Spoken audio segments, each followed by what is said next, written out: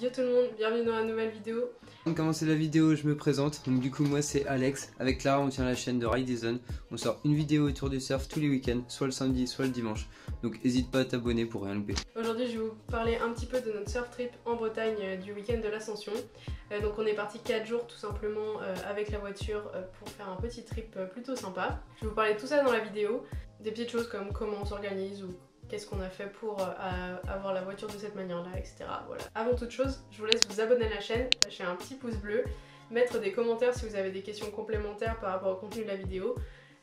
On répondra bien sûr, et puis c'est possible qu'on ait oublié des choses, et puis s'il y a des petites précisions que vous voulez avoir, n'hésitez pas, c'est juste là. Voilà, donc pour commencer avec la vidéo, alors on est parti du coup en trip en Bretagne, donc tout simplement parce qu'on avait 4 jours de libre, il fait plutôt beau et on avait envie de surfer un spot différent de ce qu'on surfe d'habitude.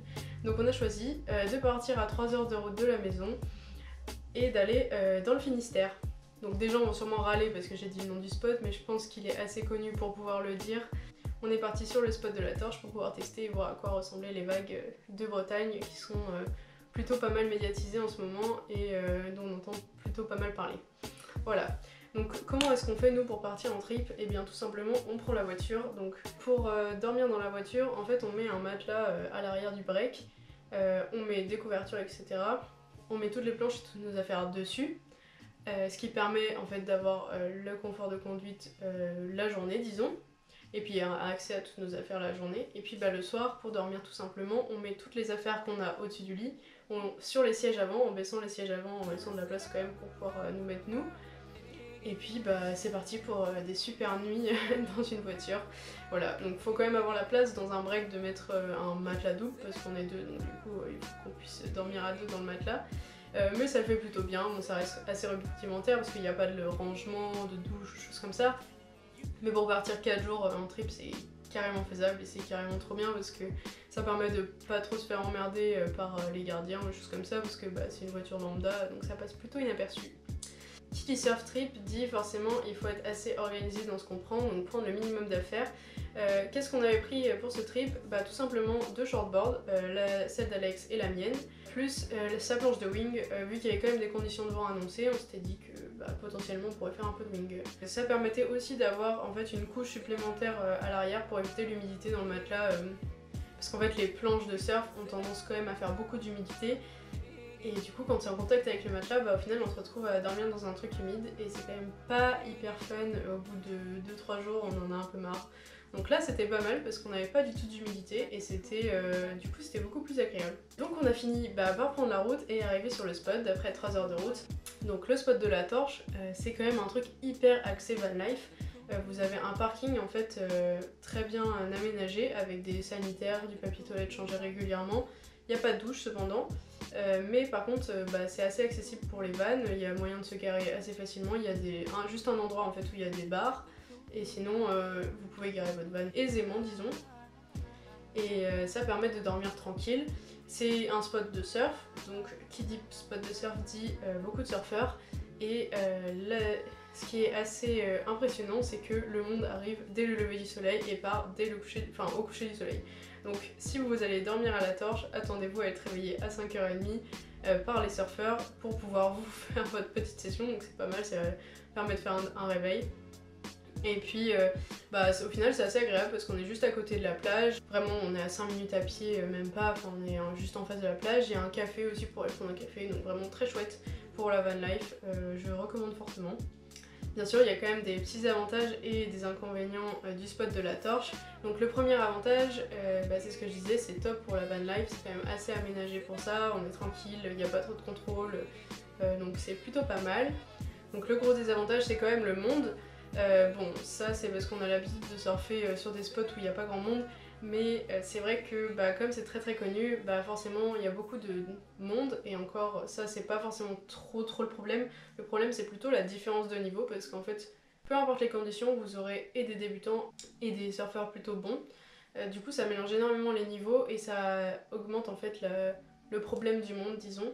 Et ça c'est aussi augmenté par un autre facteur. Ce qu'il faut savoir sur le spot de la Torche, et c'est la première chose que vous trouvez sur internet honnêtement quand vous tapez spot de la Torche, comment surfer ou quelque chose comme ça, c'est que le gros avantage de ce spot il y a en fait un courant qui longe les rochers qui permet de passer la barre sans passer vraiment la barre en fait. En longeant les rochers, vous avez un courant vers le large qui vous emmène directement derrière les vagues et ça permet à tout le monde en fait de passer la barre. Et ça c'est quand même, c'est vraiment top parce que du coup on s'épuise pas du tout à passer la barre. Mais par contre ça fait un gros mélange de niveau derrière la barre, donc ça fait que ça augmente d'autant plus le danger des spots comme ça parce que vous avez à la fois des gens qui débutent totalement et des gens qui sont très bons, donc la concurrence pour les vagues est assez rude. Maintenant, quelles conditions on a pu avoir pendant notre trip? Donc nous on est parti sur une semaine qui était prévue avec du vent et plutôt des grosses vagues. On s'est dit pourquoi pas tester ce spot dans ces conditions là, potentiellement ça peut marcher, et on n'a pas été déçus parce qu'en fait en réalité malgré le vent, donc il y avait peut-être 8 nœuds, ce qui est assez dans notre coin pour saccager les vagues et pas avoir de bonnes conditions, et là-bas ça marchait très bien. Au final vous aviez des vagues qui déroulaient plutôt bien et c'était la houle était assez puissante pour supporter le vent, donc c'était vraiment top. On a eu des conditions vraiment sympas pour la shortboard sur ces 4 jours, et en fait au final le jour où on a le surfé le moins et où les conditions étaient le moins bien, c'était le jour qu'on aurait pensé être le mieux. En réalité le vent devait être d'est avec 1,50 m de vague et 13-14 secondes de période, donc vraiment quelque chose de bien sur le papier, et en fait vous aviez des vagues plutôt molles. Le vent d'est n'accentuait pas en fait la puissance des vagues, contrairement à chez nous, donc on a été plutôt surpris justement là-dessus. Et on a remarqué un autre truc aussi, c'est que le dernier jour en fait on n'a même pas surfé parce que au final quand c'est moins de 1 mètre là-bas, ça marche pas du tout pour la shortboard contrairement à chez nous. C'est vraiment une vague type longboard et pour le coup ça doit être vraiment très fun en longboard, mais ça marche pas du tout en shortboard, et on était assez étonnés aussi parce que chez nous quand il y a 90 cm de vagues avec 14 secondes de période et un vent d'est, ça marche super bien en shortboard. Donc du coup, assez surpris, et puis on n'a pas surfé le dernier jour, mais on en a profité pour faire d'autres choses. Et on a quand même bien kiffé notre trip, on a fait des super sessions qu'on n'a pas filmées par ailleurs, vous verrez dans cette vidéo aucune image de surf, parce que en fait on a voulu profiter de notre trip, profiter des vagues qu'on a pu avoir sans se prendre la tête ni rien. Du coup vous aurez eu juste des petites explications de notre surf trip, sans images, mais bon c'est quand même intéressant je suppose de savoir comment on fait pour se démerder pour aller je ne sais où en France sans avoir de vanne. Voilà, donc vous avez la réponse dans cette vidéo. Sur ce, j'espère que la vidéo vous aura plu. Si vous avez des questions complémentaires, comme je disais au début de la vidéo, n'hésitez pas à les poser, j'ai sûrement oublié plein de trucs, et puis c'est souvent difficile de penser à tout dans ces vidéos. Donc voilà, si vous avez des questions, n'hésitez pas. Et sur ce, je vous dis à la semaine prochaine, allez, ciao! C'est vraiment une très bonne chaîne.